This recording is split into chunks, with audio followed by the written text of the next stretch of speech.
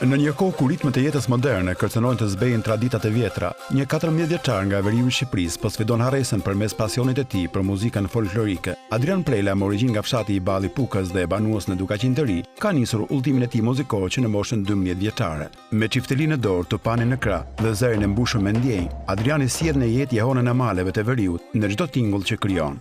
Unë vin nga Dukaçi i Ri që të bëj kursin në Lezhë. Unë mbledhem dhe aty në lagje me tjerë që t'i bi çiftelisë dhe janë shumë të kënaqur me ne. Kam nxjerrur një muzikë këngë për vendin tim, për vendlindjen, dhe më pëlqen shumë.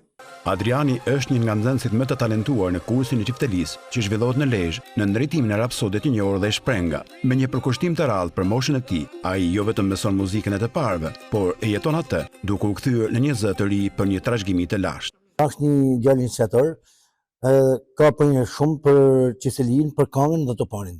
Është shumë aktiv, i papritueshëm dhe është shumë premtues për folklorin. Përmes pasionit dhe talentit të rinjve si Adriani, muzika folklorike e veriut po i përcillet brezave të rinj. Ajo po ruhet të kultivohet si një pasuri kombëtare me vlera të veçanta që meriton të mbijetojë edhe në kohët moderne.